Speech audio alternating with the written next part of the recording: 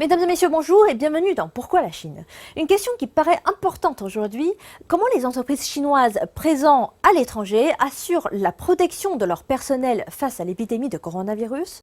Aujourd'hui, je vous emmène en Algérie pour découvrir comment une entreprise de construction garantit la sécurité de ses employés, en plus de la fermeture des frontières, du couvre-feu et du confinement imposé par le gouvernement algérien. Avec moi aujourd'hui, Zhou Sheng, président du conseil d'administration de CSCEC Algérie, succursale du China State Construction Engineering Corporation, une société qui compte dans ce pays plus de 3000 Algériens et 4000 Chinois. Bonjour Monsieur Zhou. Présentez-nous un peu la situation de votre société. Avez-vous des employés atteints du coronavirus? Jusqu'à aujourd'hui, il n'y a pas de personnes infectées, ni aucun cas suspect enregistré au niveau de notre société. Nous avons rédigé des brochures informatives en langue française, affichées de notes éducatives. Par ailleurs, des médecins experts ont été invités à sensibiliser tous nos collaborateurs, notamment ceux qui sont algériens, sur le Covid-19 et sur les mesures préventives à adopter. Nous avons également acheté une quantité de matériel médical, dont des masques, des désinfectants, des gels hydroalcooliques et des savons liquides.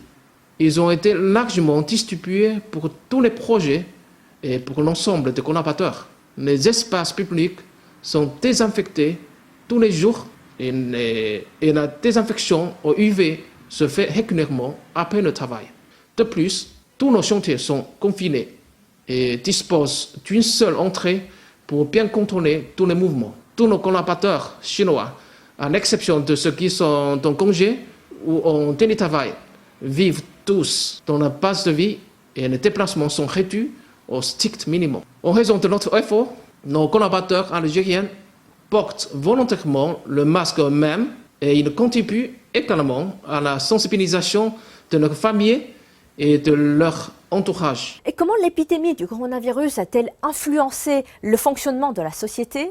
Et nous avons actuellement 51 projets en construction, dont 37 se situent dans 9 wilayas où la durée du couvre-feu est la plus longue. Donc, ces projets sont largement affectés en termes d'approvisionnement de matériel et de l'exécution des travaux, parce qu'il est difficile de communiquer avec les autres intervenants.